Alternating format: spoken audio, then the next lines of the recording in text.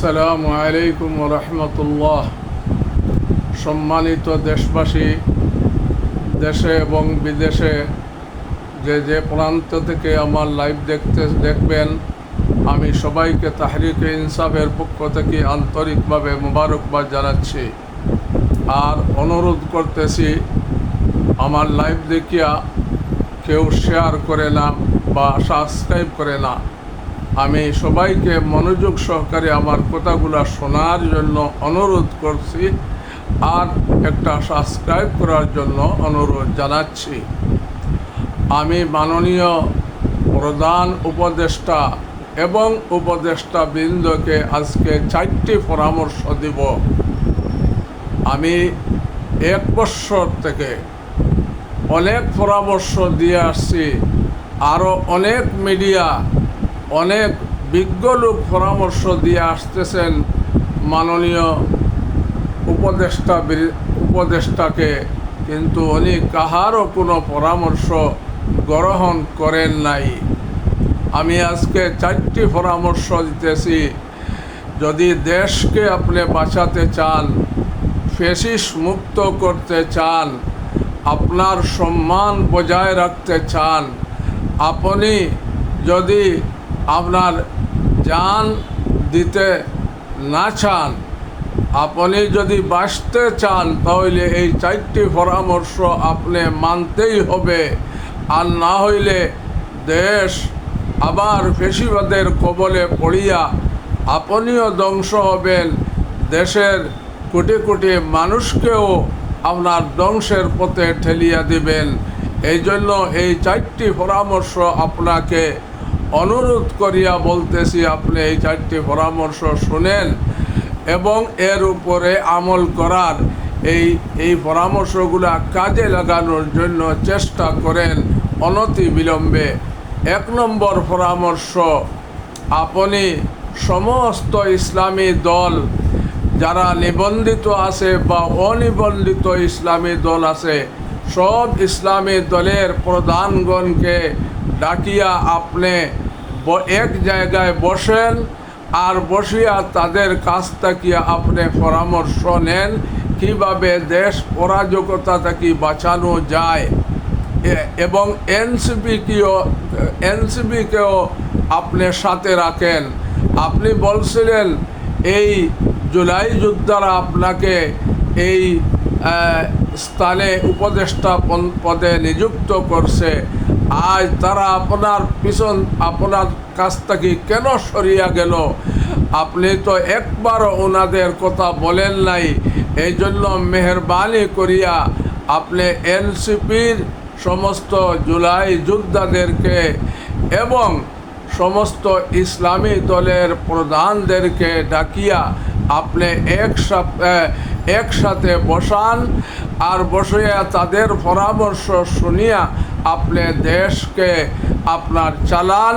আপনারও সম্মান বজায় থাকবে, দেশের মানুষও সম্মানের সাথে বসবাস করবে, দেশে আর খুন খারাপি হবে না, সাংবাদিক হত্যা হবে না এবং মানুষ নিরাপদে বসবাস করতে পারবে যদি সমস্ত উলামায়ে কেরাম, সমস্ত ইসলামী দল নিবন্ধিত হোক বা অনিবন্ধিত হোক, সবাইকে নিয়ে আপনি পরামর্শ করেন। এইটা 1 নম্বর আমার পরামর্শ।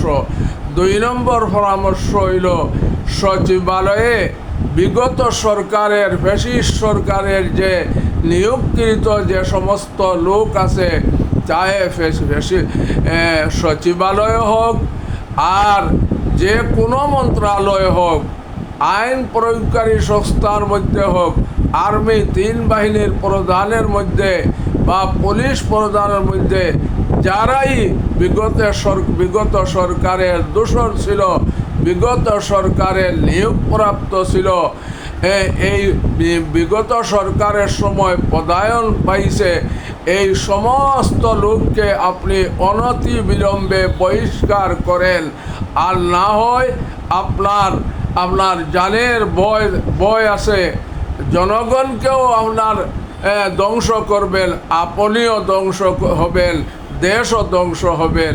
আমরা শুনতেছি আপনি 3 দিনের সফরে মালয়েশিয়া যাইতেছেন, যাইবেন, এতে কোনো কিন্তু আপনার দেশের এই অবস্থায়, ভঙ্গুর অবস্থায়, এই অনিরাপদ অবস্থায় দেশকে রাখিয়া আপনি বিদেশে যাইতেছেন, ভালো কথা, কিন্তু আমার এই 2 নম্বর পরামর্শ আপনি আমলের মধ্যে আনেন। যদি দেশকে এবং দেশের মানুষকে এবং আপনি নিজে বাঁচতে চান, তাহলে এই 2 নম্বর পরামর্শকেও আপনি আমলের মধ্যে আনেন, আপনার 2 নম্বর পরামর্শ আপনি কাজে লাগান।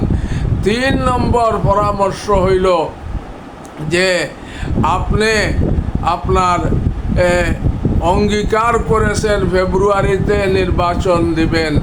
বর্তমানে যে আপনার পুলিশ বাহিনী আছে বা আপনার আইন প্রয়োগকারী সংস্থা, চাই আর্মি হোক আর নেভি হোক আর বর্ডার গার্ড হোক আর পুলিশ হোক, এদেরকে দিয়া তো আপনি নির্বাচন করাইবেন। এরা সব এই বিগত সরকারের দোসর। এরা যে আপনাকে সুষ্ঠু নির্বাচন করতে দিবে অসম্ভব। এই জন্য এই সমস্ত দোসরকে আপনি অনতি বিলম্বে বরখাস্ত করতে হবে। আমি বলিয়া আসছিলাম যে আপনার রাষ্ট্রপতি এবং জেনারেল সেনাপ্রধান এবং ওনার সাথে আরও ফ্যাসিস্টের দোসর যারা আছে তাদেরকে আপনি চিহ্নিত করিয়া তাদেরকে বহিষ্কার করেন। আর না হয় তারাই আবার ফ্যাসিস্ট সরকারকে এই দেশে আনার ব্যবস্থা করিবে এবং করতেছে, এবং অনতি বিলম্বে ফ্যাসিস্ট সরকার আবার দেশে আসবে। এই পরিস্থিতি আপনার প্রায় চূড়ান্ত পর্যায়ে। এই জন্য আপনি এই সমস্ত সচিবালয়ের লোক, আইন প্রয়োগকারী লোক, যারা ফ্যাসিস্ট সরকারের নিয়োগকৃত দোসর আছে, এই সবাইকে আপনি বরখাস্ত করেন। 3 নম্বর পরামর্শ। 4 নম্বর পরামর্শ, আপনি যদি আপনার সংস্কার কাজ না করিয়া এবং বিচার কাজ না করিয়া যদি আপনি বলছেন 2 নম্বরে আপনি পৌঁছে গেছেন, 2 নম্বর স্থানে পৌঁছে গেছেন নির্বাচন করার জন্য, আপনি আপনার সংস্কার কাজ না করিয়া, আপনি আপনার বিচার কাজ সম্পন্ন না করিয়া, আপনি শুধুমাত্র আপনার জুলাই ঘোষণা দিছেন।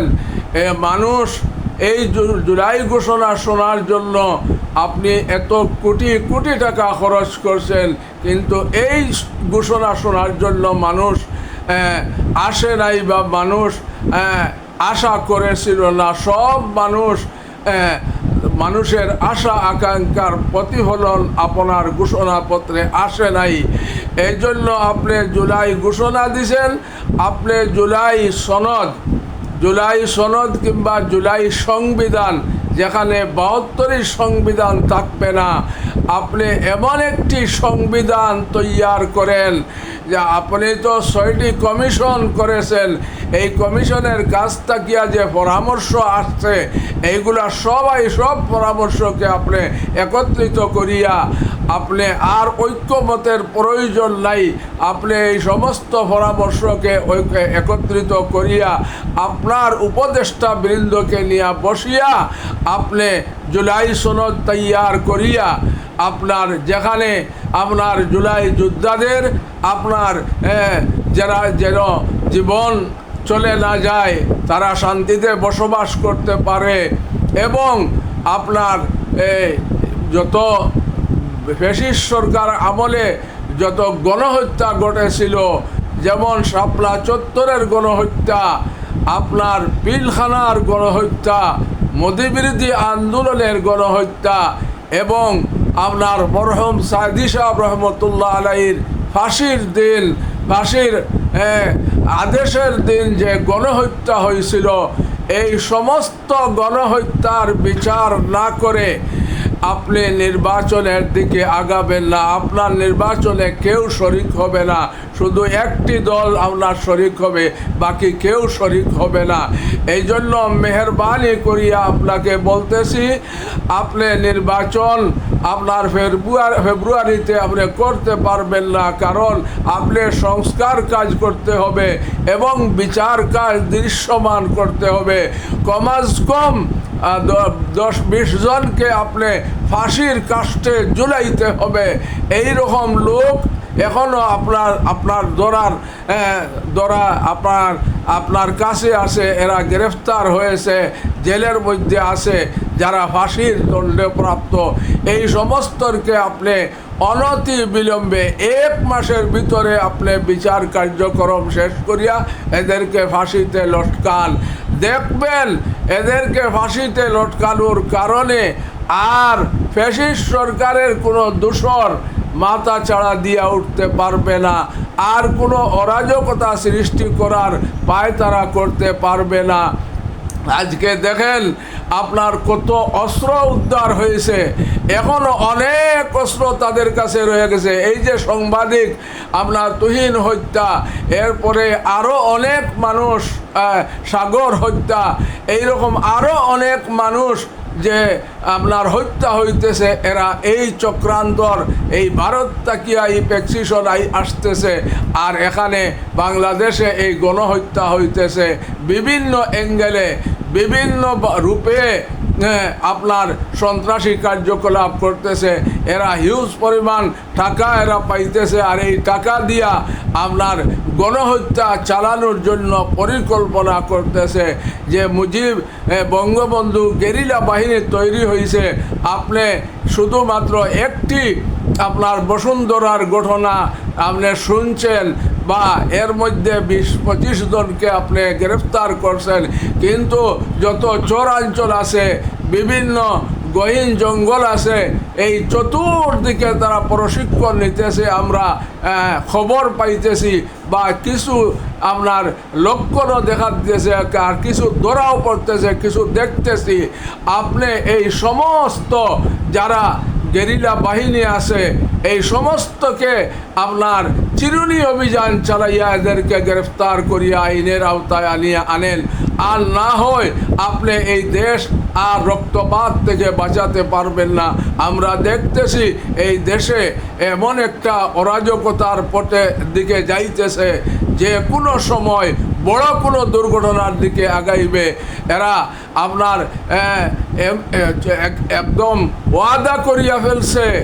আপনার কলকাতায় যে অফিস তারা তৈরি করছে, যেখান তাকিয়া তারা অর্ডার দিতেছে, যে সময় অর্ডার দিবে এরা প্রতিটি জেলা তাকিয়া একসাথে হামলা করবে, হামলা করিয়া দেশের মানুষের জানমাল ক্ষতি হবে। এই জন্য মেহরবানি করিয়া এই সময়টা, এই কাজটা না দেখার জন্য, এই রক্তপাতটা এড়ানোর জন্য আপনি এরা সবাইকে আপনি অনতি বিলম্বে গ্রেফতার করিয়া আইনের আওতায় আনেন। আর বিচার এবং সংস্কার কাজ না করা পর্যন্ত আপনি নির্বাচনের প্রস্তুতি নেবেন না, আর শুধু একদল বাদে কেউ নির্বাচন করবে না, তখন আপনি বিপদের সম্মুখীন হবে। আপনি লজ্জিত, অপমানিত হইয়া আপনি এই দেশটাকে বিতাড়ন করতে হবে। এই জন্য আমার এই 4টি পরামর্শ, যদি আপনার এই পরামর্শের উপরে আপনি কাজ করেন, এই পরামর্শ শুনেন, আপনি শুনেন বা আপনার উপদেষ্টা বৃন্দ কেউ শুনিয়া থাকে, তাহলে আপনার কানের মধ্যে এই 4টি পরামর্শ দেয়া দেন, আর এইগুলার এই কাজে লাগাইয়া দেশকে নিরাপদ করেন। দেশকে আপনার অরাজকতা তাকিয়া, গুম খুন হত্যা থেকে আপনার দেশকে বাঁচান। আর দেশে আর কোনো রক্তপাত যেন না হয়, আর কোনো মায়ের বুক যেন খালি না হয়, আর কোনো স্ত্রী যেন বিধবা না হয়, আর কোনো স্বামী যখন স্ত্রী হারা না হয়, আপনি এই ব্যবস্থা করেন।